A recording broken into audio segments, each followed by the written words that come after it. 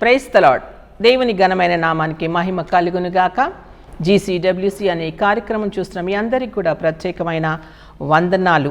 ఈరోజు మరి దేవుని వాక్యము అత్తను హత్తుకున్నటువంటి కోడలు. ఎవరు ఈ స్త్రీ అని మనము గమనించినట్లయితే దేవుని బిడ్డలారా, రూతు అని అర్థమవుతుంది. రూతు అంటే సహవాసిని లేదా సౌందర్యవర్తి అని ఆ యొక్క భావము లేదా అర్థమై ఉంటున్నది. ఋతు గ్రంథము 4 అధ్యాయాలతో కూడినటువంటి ఈ గ్రంథము 84 వచనాలు, సుమారుగా 84 వచనాలతో కూడినటువంటి ఈ గ్రంథము లోతైన మర్మాల చేత నింపబడినటువంటి గ్రంథము. అసలు ఏమి జరిగింది ఇక్కడ అంటే, ఈ యొక్క ఋతు గ్రంథంలో 8 మంది పాత్రధారులు ఉన్నారు, కానీ చివరికి మిగిలింది ముగ్గురు పాత్రధారులు. వారు ఏమై ఉన్నారో ఏమిది అనే విషయాన్ని మనం గమనించినట్లయితే, ఋతు గ్రంథము 1వ అధ్యాయం నుంచి చూస్తే కొన్ని వచనాలలో అక్కడ ఏమి జరిగింది, ఎవరు ఎలాగా ప్రవర్తిస్తున్నారు అనే విషయాన్ని ఈ 4 అధ్యాయాలలో కూడా మరి 4 విధాలుగా మనం చూడవచ్చు. మొదటి అధ్యాయం అంతా కూడా సంతాపముతో కూడినది, రెండవదంతా కూడా అధ్యాయము బాధ్యత, మూడవది యథార్థత, 4వ అధ్యాయం చూసినట్టే సంతోషం. ఈ 4 అధ్యాయాలకు కూడా సంతోషము, సమాధానము, లేకపోతే దుఃఖము, యథార్థత, బాధ్యత అని మరి అన్ని విషయాలు ఇందులో మర్మములు గొప్పగా ఇమిడ్చబడి ఉన్నవి. ఈ గ్రంథములో ఎవరు ఏ విధంగా ఉండాలో అన్నది ఈ గ్రంథములో మనము తెలుసుకోవచ్చు. అంటే కోడలు ఏ విధంగా ఉండాలి, అన్నదమ్ములు ఏ విధంగా ఉండాలి, అక్క చెల్లెళ్ళు ఏ విధంగా ఉండాలి అని పరిశుద్ధ గ్రంథములో చక్కగా ఈ గ్రంథములో మనం చూసినట్లయితే చక్కగా మనము ఇక్కడ గ్రహించవచ్చు. మరి అందుకే దీన్ని పరిశుద్ధ గ్రంథము అనేది ఎవరు ఏ విధంగా ప్రవర్తించాలి, ఎవరు ఏ విధంగా నడుచుకోవాలన్న విషయాన్ని చక్కగా ఇందులో తెలుసుకోవచ్చు. ఋతు గ్రంథము 1వ అధ్యాయములో నేను చదువుతున్నాను, మీరు జాగ్రత్తగా వినండి. మరి ఋతు గ్రంథము 1వ అధ్యాయం నుంచి కొన్ని వచనాలు చూద్దాము. న్యాయాధిపతులు ఏలిన దినమందు దేశములో కరువు కలగగా, యూదా బెత్లెహేము నుండి ఒక మనుషుడు తన భార్యను తన 2 కుమారులను వెంటబెట్టుకొని మోయాబు దేశము కాపురముండుటకై వెళ్ళెను. ఆ మనుషుని పేరు ఎలిమేలేకు, అతని భార్య పేరు నయోమి, అతని 2 కుమారుల పేర్లు మహులోను, కిల్యోను. వారు యూదా బెత్లెహేము వారై ఎఫ్రాయితులు. వారు మోయాబు దేశముకు వెళ్ళి అక్కడ కాపురము ఉండిరి. ఇక్కడ చూసినట్లయితే ఇక్కడ నయోమి అంటే మధురము. ఆ యొక్క మధురమైనటువంటి స్త్రీ. ఎలిమేలేకు అంటే దేవుడే నా రాజు అని అర్థం. ఇక 2 కుమారుల పేరు కిల్యోను, మహులోను అంటే ఒకరు జబ్బు గలవాడంట, ఒకరు బలహీనత. వీళ్ళ అర్థాలు కూడా చక్కగా కూడి ఉన్నవి. ఇక్కడ చూసినట్లయితే ఏమిటి అంటే, ఈ యొక్క యూదాదేశం అంటే బెత్లెహేములో ఉన్నటువంటి వీరు కరువు వచ్చిందంట. వారి ప్రాంతంలో కరువు వచ్చింది, వారి ప్రాంతంలో కష్టము వచ్చింది. ఈ కష్టాన్ని ఎదుర్కొనలేక ఆ ఊరు నుంచి బయలుదేరి, బెత్లెహేము నుంచి బయలుదేరి మోయాబు దేశానికి వెలుచు ఉన్నారు. మోయాబు అంటే అన్య దేశానికి వెళ్చున్నారు. బెత్లెహేము అనగా రొట్టెలు విరుచు స్థలం. యెరూషలేముకు 10 కిలోమీటర్లు ఉన్నటువంటి ఈ బెత్లెహేము ఆశీర్వదించబడినది, దేవుడు దర్శించినటువంటి ఈ యొక్క పట్టణమై ఉంటున్నది. చక్కగా ఆశీర్వాదాలకు యోగ్యతలకు పాత్రులుగా ఉన్నటువంటి ఈ యొక్క పట్టణంలో కొంచెము కరువు రావడం బట్టి ఈ మనుషుడు తన భార్య అయిన ఆ యొక్క 2 కుమారులతో కలిసి అన్య దేశమైనటువంటి మోయాబు అంటే దూరపు కొండలు, నులుపు అనుకొని వెలుచు ఉన్నారు.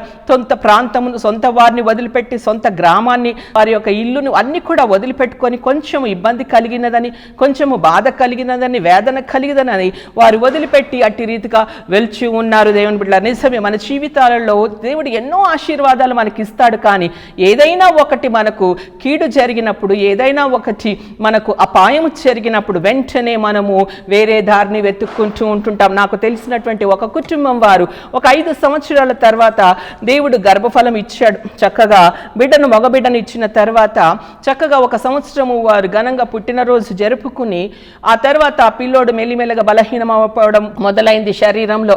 ఇక వీరు అన్నారంటే దిష్టి తగిలింది ఈ పిల్లోడికి, ఏదన్నా చెయ్యాలి అన్నప్పుడు వారు ఏం చేశారు, ప్రార్థనా సహాయం కోరారు. సేవకుల దగ్గరకు వచ్చి క్రైస్తవులే ఇలాంటి దారిలో తప్పటడుగు వేసేవారిగా ఉంటున్నాం. మరి పాస్టర్ గారి దగ్గరికి వచ్చి ప్రార్థన చేయించుకున్నారు. అంత బాగానే ఉంది.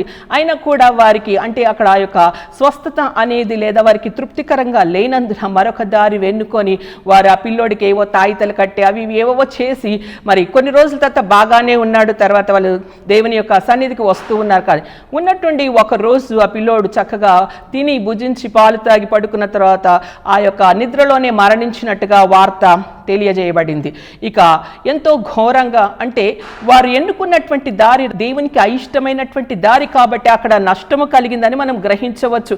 ఆ తర్వాత తిరిగి పశ్చాత్తాపొంది దేవుని సన్నిధికి వచ్చినప్పుడు దేవుడు వారిని కరుణించి మరొక చక్కని 10 సంవత్సరాల తర్వాత ఒక మగబిడ్డను దేవుడు దేవుడు కరుణగల్ల దేవుడు, కటాక్షించే దేవుడు. మనకొచ్చిన ఇబ్బందిని బట్టి, మనకొచ్చిన బాధను బట్టి కొన్నిసార్లు దేవుని వదిలివేస్తూ ఉంటాం, కొన్నిసార్లు వేరే మార్గాన్ని ఎంచుకుంటుంటాం, కొన్నిసార్లు మరి దేవుణ్ణి సన్నిధికి రాకుండా ఆ యొక్క లోకానుసారమైన జీవితాలు కలిగి జీవించేవారిగా ఉంచడం. ఇక్కడ నయోమి కూడా వచ్చినటువంటి కరుణను బట్టి మోయాబు దేశంకు వెళ్ళిన తర్వాత 2 కుమారులకు కూడా చక్కగా వివాహము చేసింది.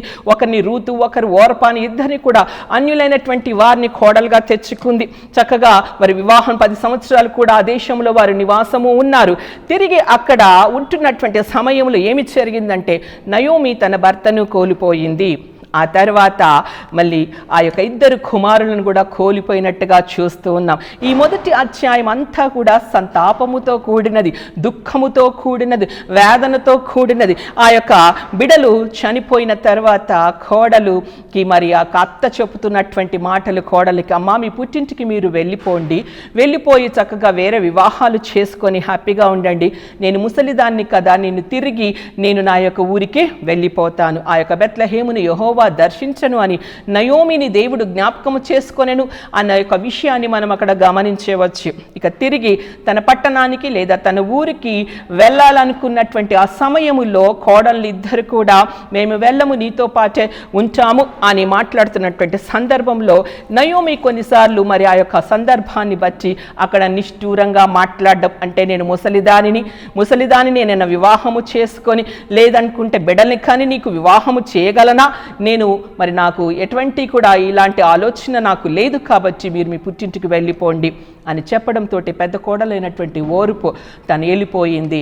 రూతు మాత్రం అక్కడ ఒక చక్కగా మాట్లాడుతుంది. ఒక 7 మాటలు ఏమని మాట్లాడుతుంది అంటే మనం చూసినట్లయితే దేవుని బిడ్డలారా చక్కగా మరి ఏమని తను పలుకుతుందంటే, నీ దేవుడే నా దేవుడు, నీ ఉన్న చోటే నేను ఉంటాను, నీ వెళ్ళు చోటకే నేను వస్తాను, మరణము తప్ప మనల్ని కూడా మరి వేరు చేయడానికి లేదు అత్త, నీవు వెళ్ళు చోటకే నేను వస్తాను, నేను నిన్ను హత్తుకుంటాను, నిన్ను వదిలిపెట్టను, నీ దేవుడే నా దేవుడు. నిజంగా ఎంత గొప్ప సాక్ష్యం అండి దేవుడి బిడ్డలారా. మరి ఇక్కడ అన్య దేశంలో ఉన్నటువంటి అన్యురాలైనటువంటి మోయాబురాలైనటువంటి రూతు ఒక మాట చక్కగా నీ దేవుడే నా దేవుడు అన్న మాట దేవుడైన యెహోవా విన్నాడు. విన్న తర్వాత ఆమెను ఆశీర్వదించి మొదలు, నీ దేవుడే నా దేవుడు, నువ్వు ఎవరినైతే పూజిస్తున్నావో, నీవెవరినైతే వెంబడిస్తున్నావో, నీవు ఆ యొక్క దేవుణ్ణి అనుసరిస్తున్న ఆ దేవుడే నా దేవుడు, కానీ మరొక దేవుడు నాకు లేడు అన్న విషయాన్ని అక్కడ చక్కగా మరి చూస్తూ ఉంటున్నాం. నీ దేవుడే నా దేవుడు అన్న మాటను దేవుడు విన్నాడు. తిరిగి నయోమితో కలిసి ఆమె బెత్లెహేంకి రావడము, వచ్చిన తర్వాత ఇరుగు పొరుగు వాళ్ళందరూ కూడా నయోమి వచ్చింది చాలా సంవత్సరాల తర్వాత వచ్చింది, కుటుంబంతో భర్తతో బిడలతో వెళ్ళినటువంటి నయోమి రిక్త హస్తాల చేత ఒక యవ్వనురాల్ని, ఒక విధవరాల్ని, ఒక పేదరాలైనటువంటి ఒక అన్యురాలైనటువంటి ఒక స్త్రీని వెంటబెట్టుకొని వచ్చింది. నయోమి ఎవరు అని అందరూ కూడా చూడ్డానికి వచ్చారు. నిజమే, మనం ఏదన్నా మన ప్రాంతము నుంచి మరి ఒక వేరే ప్రాంతానికి వెళ్ళినప్పుడు చాలా రోజుల తర్వాత మన ప్రాంతానికి వచ్చినప్పుడు మరి అక్కడ ఉన్న వాళ్ళు బంధువులే కావచ్చు, మిత్రులే కావచ్చు, చుట్టుపక్కల వాళ్ళు కావచ్చు, అందరూ వచ్చి దర్శిస్తుంటారు. బాగున్నారా, ఇన్ని సంవత్సరాల తర్వాత వచ్చారు, ఎలాగుంది ఏమిటి అని మన యొక్క యోగక్షేమాలు కనుక్కుంటే, అలాగే ఇక్కడ కూడా జరుగుతున్నప్పుడు అందరూ నయోమి అంటుంటే అప్పుడు నయోమి అంటుందంట, అక్కడ నన్ను నయోమి అనవద్దు, నేను మధురంగా వెళ్ళాను, మారాగా నేను తిరిగి వచ్చాను, కాబట్టి నేను మారాగా ఉన్నాను, నేను అన్ని కూడా కోల్పోయి ఉన్నాను. నిజమే, దేవుని వదిలిపెట్టి మనం వేరొక దారి చూసుకున్నట్లయితే దేవుడు కూడా మనల్ని వదిలిపెట్టే పరిస్థితి ఉంటుందని గ్రహించాలి. దేవుని బిడ్డలారా, దేవుని ఎప్పుడైతే నువ్వు హత్తుకుంటావో, దేవుని ఎప్పుడైతే పట్టుకుంటామో, దేవుని ఎప్పుడైతే వెంబడిస్తామో, ఆయన మనతోనే ఉంటాడు. ఆయన సన్నిధి మనకిచ్చి సకల ఆశీర్వాదాలు వస్తాయి, శోధనలు వస్తాయి, వేదనలు వస్తాయి, బాధలు వస్తాయి, కష్టాలు వస్తాయి, కన్నీళ్ళు, ఇవన్నీ మామూలు అవమానాలే మన జీవితాలకు, మానవ జీవితానికి, కానీ వాటిలోనే నిలబడ్డప్పుడు, వాటిలోనే మనము నెగ్గినప్పుడు దేవుని యొక్క మహిమను మనము చూడగలుగుతాము. ఇక్కడ చూసినట్లయితే మరి ఇక నయోమి అంటున్నటువంటి మాట, నన్ను మారా అను. ఆ తర్వాత ఇక 2వ అధ్యాయంలోకి, ఇదంతా కూడా సంతాపం అయిపోయిన తర్వాత 2వ అధ్యాయంలోకి వచ్చినట్లయితే ఇక ఉన్నటువంటి కొంచెం స్థలములో మరి అక్కడ నయోమి కోడలు రూతు, మరి వారిద్దరు కూడా నివసిస్తూ ఉన్నారు. ఈ యొక్క కోడలు బాధ్యత తీసుకుంది.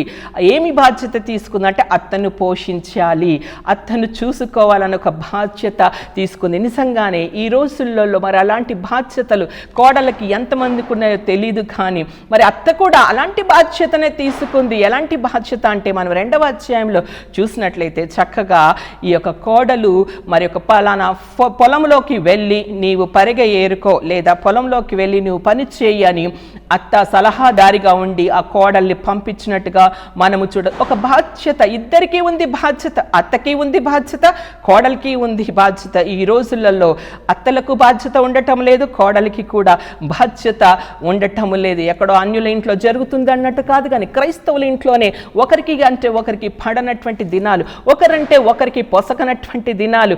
అత్త కూతుర్నికి లాగా కోడల్ని చూసుకోలేదు, మరి కోడలు అత్తను అమ్మలాగా చూసుకోవడం చాలా కష్టం. కానీ బైబిల్ ఖచ్చితంగా చదివిస్తుంది, నీ అత్తను నీవు అత్తమ్మ కాబట్టి అమ్మగా నీవు చూసుకోవాలి, కోడలుగా ఉంచినటువంటి కూతురులాగా నీవు చూసుకోవాలని బైబిల్ ఖచ్చితంగా చెప్తుంది. మరి ఎంతమంది పాటిస్తున్నారో మనకైతే తెలియదు, కానీ ఖచ్చితంగా పాటించినప్పుడు దీవెనాశీర్వాదాలు మనము పొందుకుంటాము. ఇక్కడ నయోమి కూడా అదే బాధ్యత కలిగి తను ఉంటూ ఉంది. కోడలికి ఏ విధంగా అయినా ఒక ఇంటి దాన్ని చేయాలన్న ఒక మంచి తపనతోటి నయోమి అయినటువంటి అత్త కలిగి ఉంది. అలాగే కోడలు కూడా నయోమి వృద్ధాపంలో ఉంది, ముసలితనంగా ఉంది కాబట్టి ఆమెను పోషించాలన్న ఉద్దేశంతోటి ఒక పొలములోకి వెళ్ళింది. ఆ పొలములోకి వెళ్ళినప్పుడు మరి ఆ పొలము ఆ యొక్క దూరపు బంధువైనటువంటి బోయాజుదని ఆమె గ్రహించినట్టుగా మనము చూస్తుంటాం. బాధ్యత కలిగి అక్కడ పరిగె ఏరుకుంటున్నటువంటి, పరిగె అంటే ఆ యొక్క బీద వాళ్ళకి లేదా పరదేశులకి కొంచెము వదిలిపెట్టడం. ఆ యొక్క పొలములో ఉన్నదంతా కూడా తీసివేసుకున్న తర్వాత కొంచెము ఏదైతే మిగిలి ఉంటుందో అది పేదవాళ్ళకి, వారి పరదేశులకి, దిక్కులైనటువంటి వారికి అక్కడ వదిలివేస్తారు. దాన్ని పరిగె అంటుంటారు. ఆ పరిగెను ఏరుకోవడానికి రూతు మరి ఆ యొక్క పొలములోకి వెళ్ళింది. బోయాజు ఆ యొక్క గొప్ప ధనికుడైనటువంటి బోయాజు, మంచి మనస్తత్వం కలిగినటువంటి, దేవుని యందు భయభక్తులు కలిగినటువంటి బోయాజు పొలములోకి దేవుడు అక్కడ అనుమతించినట్టుగా చూస్తూ ఉన్నాం. 2వదిగా మనం చూస్తున్న బాధ్యత. ఇక్కడ చూసినట్లయితే మరి 3వ అధ్యాయంలోకి చూసినట్లయితే యథార్థత గురించి మనం చూడవచ్చు. యథార్థత ఏమిటి? ఆ యథార్థత అంటే అప్పుడు అత్త దగ్గరికి వచ్చినప్పుడు మరి ఆ యొక్క అత్త అడుగుతుంది, ఎవరి దగ్గర నువ్వు పని చేస్తావు, ఈ పరిగంతా ఇంత పరిగె ఎలా తీసుకొని వచ్చావు, ఎంత దయ పొందినట్టుగా నువ్వు ఎలాగున్నావు అని అడిగినప్పుడు మరి నేను ఫలానా అని బలవంతుడు, బోయాజు అంటే అర్థము బలవంతుడుగా మనం చూడవచ్చు. దేవుని బిడ్డలారా, ఇక్కడ చూసినట్లయితే మరి ఆ యొక్క రూతు వచ్చి అత్తతో మాట్లాడుతున్నప్పుడు అత్తకు ఒక ఆలోచన వచ్చింది. ఏమిటి ఆలోచన అంటే ఆ యొక్క బోయాజుకి రూతుకి ఇచ్చి వివాహము చేయాలి, వారిద్దరిని కూడా కలపాలి, లేదా వారిద్దరిని కూడా జతపరచబడాలి, ఆ యొక్క ఆశ కలిగి ఉన్నట్టుగా మనము చూడవచ్చు. ఇక యథార్థమైన జీవితం ఏమిటి? యథార్థత అన్నట్లయితే ఆ యొక్క బోయాజు దగ్గరికి వెళ్ళి కలవడానికి ఆ యొక్క తెల్లవారుజామున లేదనుకుంటే మధ్యాహ్న సమయమున వెళ్ళి బోయాజుతో మాట్లాడినట్లయితే ఈ యొక్క అన్యురాలైనటువంటి ఈ స్త్రీ, పేదరాలైనటువంటి ఈ స్త్రీ మరి యొక్క ఆ యొక్క మరి ఎవరాలైనటువంటి విధవరాలైనటువంటి ఈ స్త్రీ వెళ్ళి ఒక పురుషునితో మాట్లాడుతున్నప్పుడు నిజమే నలుగురు 4 రకాలుగా మాట్లాడుకుంటుంటారు. లోకంలో మనకు తెలిసినదే. ఒక యవనురాలు మరి వివాహమై విధవరాలుగా ఉన్నప్పుడు మరొక పురుషునితో మాట్లాడుకున్నప్పుడు మరి నలుగురు కూడా 4 రకాలుగా మాట్లాడుకునే లోకంగా ఉంటుంది. కాబట్టి అమ్మా నువ్వు ఈ విధంగా చెయ్యి అని చెప్పినప్పుడు యథార్థముగా తాను ప్రవర్తించినట్టుగా మనం చూడవచ్చు. దేవుని బిడ్డలారా, ఏమిటి ఆమె చెప్పినదంటే, నీవు వెళ్ళి స్నానము చేసుకో, చక్కగా తైలము రాసుకో, బట్టలు కట్టుకో, కళ్ళెముకు వెళ్ళు. ఇక్కడ విన్నట్లయితే స్నానము చేసుకో, బట్టలు కట్టుకో, తైలము రాసుకో అంటే ఇక్కడ మనకు కొంచెము ఇబ్బట్టుగా అనిపించవచ్చు. కానీ ఇందులో ఉన్నటువంటి లోతైన మర్మాలు మనం చూసినట్లయితే దేవుని బిడ్డలారా, ఇక్కడ మరి స్నానము చేసుకో అంటే అక్కడ మరి దేవుని యొక్క మరి అభిషేకము అంటే కూడినటువంటిదిగా నీవు దేవుని యొక్క బాప్తీసము, స్నానము అంటే దేవుని యొక్క నీటి యొక్క బాప్తీసముగా మనం గుర్తించవచ్చు. తైలము రాసుకో అంటే అభిషేకముగా మనం గుర్తించవచ్చు. అలాగే బట్టలు కట్టుకో అంటే ఆ యొక్క నీతి వస్త్రమును నీవు ధరించుకో. కళ్ళముకు వెళ్ళంటే దేవుని సన్నిధికి వెళ్ళు అని మనము ఇక్కడ లోతైన మర్మాలు మనం గ్రహించవచ్చు. ఆత్మీయంగా మనం ఆలోచన చేసినట్లయితే ఇక తను చెప్పిన విధంగా మరి కోడలు చేసి ఆ యొక్క బోయాజుని కలవడము, బోయాజు తన పైన దయ చూపించడము, ఇవన్నీ కూడా ఈ 3వ అధ్యాయములో యథార్థంగా, అందుకే రహస్యమందున నీ తండ్రికి రహస్యంగా నీవు ప్రార్థన చేసినట్లయితే నీకు రహస్యంగా దేవుడు జవాబు ఇస్తాడని మన వాక్యము మనకు తెలుసు. ఈ విధంగా మరి తను చేసినట్లుగా మనం చూస్తే యథార్థమైన జీవితము తను కలిగి ఉంది. ఇక 4వ అధ్యాయంకి వచ్చినట్లయితే మరి తను ఒక బోయాజును వివాహము చేసుకుంటాడు. ఆ బోయాజుకి మరొక బంధువుడు ఉండడం బట్టి ఆ బంధువును ఈ యొక్క ధర్మమును నీవు విడిపిస్తావా అని అడిగినప్పుడు బంధువు ధర్మము విడిపించలేని పరిస్థితిగా ఉన్నప్పుడు బోయాజు మరి రూతును వివాహము చేసుకుంటాడు. ఈ 4 అధ్యాయాల్లో కూడా ఇక్కడ సంతోషము. రూతు గ్రంథములో నుంచి మరి ప్రభువైన యేసుక్రీస్తు దావీదు వంశంలో నుంచి వచ్చినటువంటి ప్రభువైన యేసుక్రీస్తు ఆ యొక్క రూతు నుంచి వచ్చినట్టుగా ఆ తర్వాత చక్కగా రూతు బోయాజుని వివాహము చేసుకుంటుండే బంధువు ధర్మము ఆ యొక్క నిర్వర్తించలేనటువంటి వాడిగా ఉన్నటువంటి వ్యక్తి వెళ్ళిపోయిన తర్వాత బోయాజు రూతుని వివాహము చేసుకొని ఆ విధంగా మరి ఒక దాదిగా మరి నయోమి చూడవచ్చు. ఇక్కడ లోతైన మర్మాలతోటి ఒకటి మరి మనం గమనించవచ్చు. దేవుని బిడ్డలారా ఏమిటి అంటే, ఒకటిగా మనం చూసినట్లయితే రూతుకు సాదృశ్యంగా మరి సంఘము ఉంది, నయోమికి సాదృశ్యంగా సేవకులు ఉన్నారు, బోయాజుకు సాదృశ్యంగా క్రీస్తు విడిపించేవాడుగా బంధువు ధర్మశాస్త్రంగా ఉంది. నయోమి సేవకుని సాదృశ్యంగా ఉంది. ఇక్కడ నయోమి రూతుని తరబీదు చేసినట్టుగా సేవకులైనటువంటి వారు సంఘాన్ని తరబీదు చేస్తూ ఉంటుంటారు. అలాగే మరి ఇలా ఈ విధంగా సేవకులైనటువంటి వారు రూతు మరి ఈ విధంగా సంఘానికి సాదృశ్యంగా ఉంది కాబట్టి రూతు చక్కగా వింది. మరి బోయాజు క్రీస్తుకు సాదృశ్యంగా ఉన్నాడు, రూతుని విడిపించాడు. బంధువు అయితే ధర్మశాస్త్రానికి సాదృశ్యంగా ఉన్నాడు.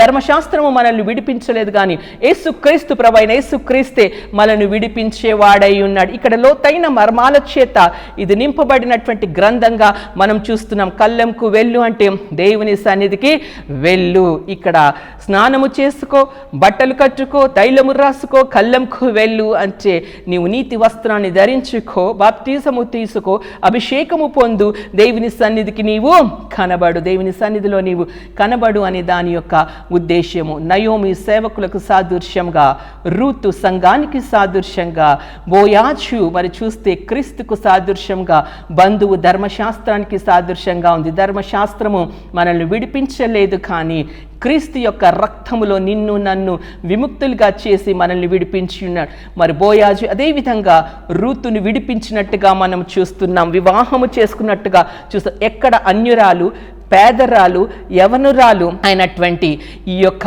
రూతుని ఒక గొప్ప వ్యక్తి అయినటువంటి బోయాజుకు దేవుడు సంబంధము కలిపినాడు. నిజమే దేవుని బిడ్డలారా, దేవుడు ఏమని మరి ఆ యొక్క రూతు యొక్క మాటలు విన్నాడంటే, నీ దేవుడే నా దేవుడు, నీ వెళ్ళు చోటకే నేను వస్తాను, మరణము తప్ప నిన్ను నన్ను ఎవరు కూడా వేరు చేయలేరు అన్న మాటను, ఆ యథార్థమైన మాటను దేవుడు ఆలకించి ఉన్నాడు. నీ దేవుడే నాదే. ఒక అన్యురాలు, దేవుణ్ణి ఎరగనటువంటి జనాంగంలో నుంచి వచ్చినటువంటి ఈ యొక్క రూతు మరి ఆ యొక్క నయోమి నమ్ముకున్నటువంటి దేవుని అనుసరించడం బట్టి దేవుడు ఆశీర్వదించి ఒక గొప్ప వ్యక్తితో తిరిగి తన యొక్క ఆ యొక్క విధవరాల నుంచి ఒక పుణ్య స్త్రీగా దేవుడు మరి చేసి ఉన్నాడు. అంతేకాకుండా తనకు గర్భఫలం ఇచ్చి గర్భఫలం చేత ఆశీర్వదించినటువంటి దేవుడుగా ఉంటున్నాడు. దేవుని బిడ్డలు, దేవుని నమ్ముకున్నటువంటి బిడ్డలు ఎన్నడూ కూడా ఆయన వమ్ము చేయడు. ఆయన వెంబడించినటువంటి బిడ్డల్ని ఎన్నడూ కూడా ఆయన తక్కువ చేయడు. వచ్చే శోధనల్ని బట్టి, వేదనని బట్టి, బాధల్ని బట్టి, మనకు వచ్చే కష్టాలను బట్టి కొన్నిసార్లు దేవుణ్ణి వదిలిపెడుతుంటాం. కానీ రూతు మాత్రం వెంబడించింది, ఆశీర్వాదము పొంది ఉన్నది. పరిశుద్ధుడైన తండ్రి, నీకు వందనాలు. ఈ రూతు గ్రంథంలో నుంచి మాకు ఇచ్చినటువంటి వాక్యమును బట్టి నీకు వందనాలు. ఈ వాక్యము నా తండ్రి పదిలపరిచి 30 60 100 ఫలింపచేసి మహిమ తెచ్చుకోమని యేసు నామములో అడిగి వేడుకుంటున్నాము తండ్రి. ఆమెన్.